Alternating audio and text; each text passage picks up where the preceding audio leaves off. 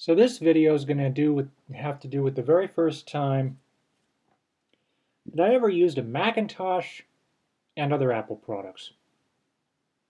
I should note that the iPhone and iPod Touch didn't necessarily count because I'd seen the videos on how to use them and it looked so natural to me. That's why I'm going to focus specifically on what is now the defunct iPod Classic and also the first time I encountered a Macintosh, a more modern Macintosh, I should say. Because I've used Macs throughout elementary school, but these were the old bulky Performas that looked to be like a TV monitor on steroids. But at home, I was using Windows. And back in the day when I did use those old beige Macintoshes, they were using very simple, very kid-friendly oriented kind of programs. I didn't get into anything super complex, certainly anything that required a right click, until I switched my major in high school from something having to do with computer hardware over to graphic design.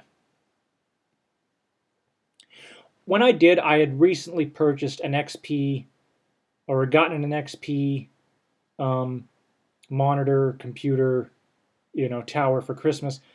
And this is what it was, very similar to this one. Very conventional looking at the time. Windows XP had just been released.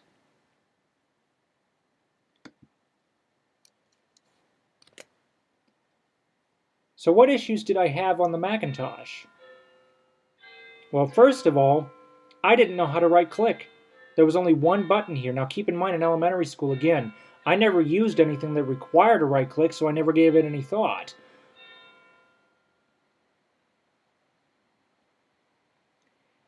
The other thing that I couldn't figure out was when I first saw the command key, I was wondering which one of these is which. At which point do you hit the apple, and at which point do you hit the squiggly line? You have to remember, I was coming from Windows, and you have the Windows Start key. I was thinking maybe this brought up like the Apple menu up here at the very top. If I can get the magnifier to yeah, there we go.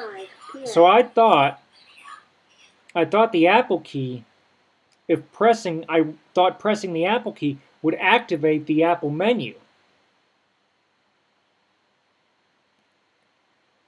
When I was in high school, once I learned that control click on a Macintosh, now this was before we had Macintoshes with right-click mice.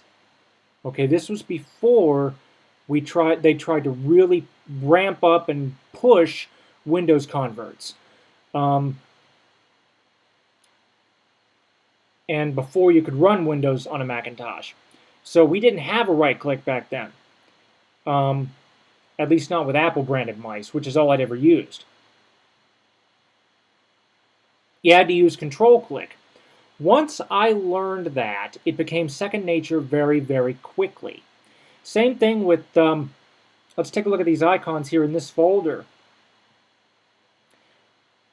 How do I right-click to select? How do I copy and paste, right?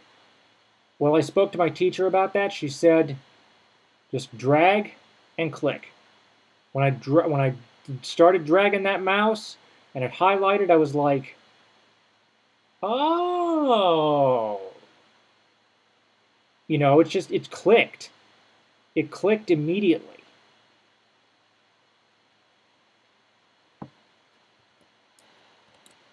Same thing about MP3 players. Back when I was in elementary school, or actually I should say middle school, probably the first year of high school, my very first MP3 player was this little Rio. And I knew that this little wheel here, this play, forward, back, and stop, doubled as up, down, left, right, and then enter for select.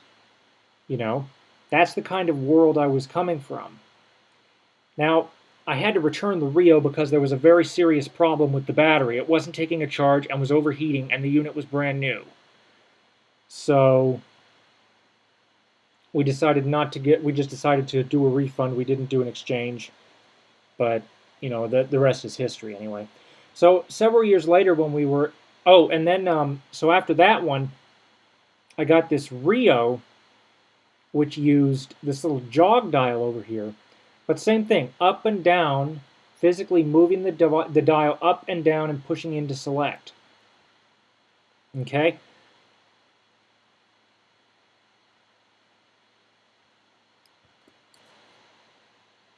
That system, by the way, this little MP3 player, I think we threw it out. It was very cheap. It was like $99, and eventually the batteries just wouldn't take fresh batteries at all.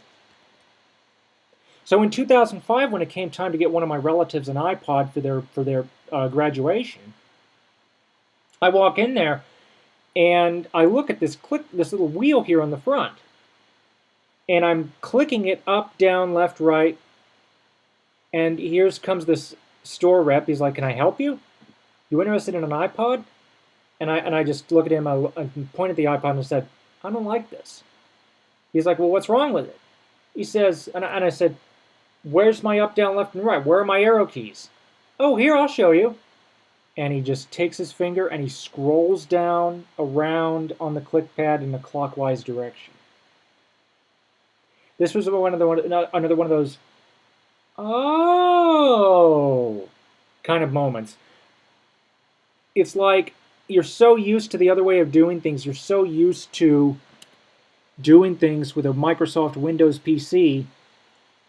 You grew up with it in the home. You may have used the Macintosh at school, but at the time when I was growing up, the Macintosh was out of the reach of many families. A lot of people just had the money for one computer, and they usually used Windows because everybody else at work was using Windows, and businesses were using Windows. So they were training their kids to use Windows so they'd be ready for work.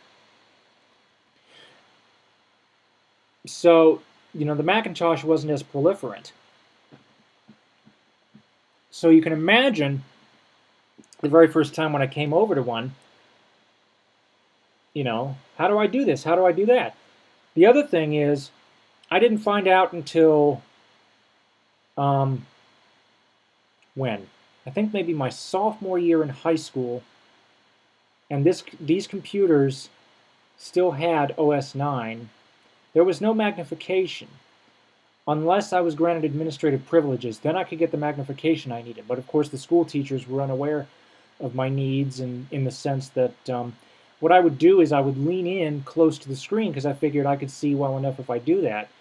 My teacher, who had been with me in middle school, so we knew each other very well, she was worried, and as soon as the new Emacs came along and I discovered the magnifier, it's one of those never look back kind of things. But the transition from Windows, because I grew up with Windows 95, Windows 98 Millennium, I didn't touch a Macintosh outside of school, or very heavily, because when I did use it in school, before high school, it was always sparingly, maybe for 30 minutes to an hour at a time. Nothing more beyond that. But when I started using it for 2 or 3 hours at a time, and realized that I really do, I got to know how to get around here. Well, where's my right click? What is this? What is the little apple in the squiggly line? I literally called it the squiggly line. Like, what does that do? Seriously, that's how confused I was. And because of Microsoft's monopoly, back when I was in school, the transition to the Macintosh was a considerably harder one to make than it is today, especially with things like Windows 8. People were picking up the Macintosh. I mean, yes, it is a learning curve, but it's a lot, over the years, in my view, it's gotten a lot friendlier to pick up than it has been in the past for Windows converts. And like I said, with the MP3 players, this little Rio and the next from Frontier Labs, you go over to an iPod and it's like, where are my arrow keys? Once I learned from the sales rep at the Apple store that you just turn your finger around in a clockwise direction, I was like, oh, it's one of those things that just seems so obvious. And yet because of the Microsoft monopoly, and at the time, the very high premium price that a lot of people were not willing to pay for the first or second generation iPods. Now, there were a lot of people who were. At the same time, there were a lot of people who were not. My relatives were among the ones who were not, because I always grew up. I grew up learning, if this can do this, why pay extra for that? It wasn't until high school, or no, it was high school when I needed the Macintosh for school.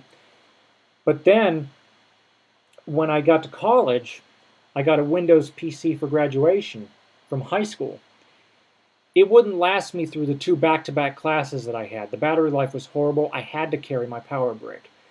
And I started reading up on the Macintosh notebooks because I'd learned that the Macintosh notebooks at the time, nowadays it's a lot more evenly matched. This is about 10 years ago we're talking now. Back then, there was a distinct gap between Windows PCs and the Macintosh PCs by as much as 5 or 6 hours of additional runtime, which meant that it could get through 2 hours of class without a problem. And it was then that I got the iBook that I used at the time. But no, my very first experience with an Apple product, because I was so entrenched in the Microsoft world, and at the time it was, you were a lot more, at least I felt. Now, I didn't know about the Genius Bar. I did not know about one-to-one. I didn't know about any of that, nor did my family. Okay, we all thought that when it came to transitioning to the Macintosh, that you were kind of on your own. But I do feel that the Macintosh over the last 10 years has gotten a lot more approachable. My first iPod was never one of these video iPods. It was an iPod Touch. But you get what I'm saying. It was just a real learning curve. What about you guys? The very first time you picked up an Apple product? Thank you for watching. Comments are welcome, and have a nice day.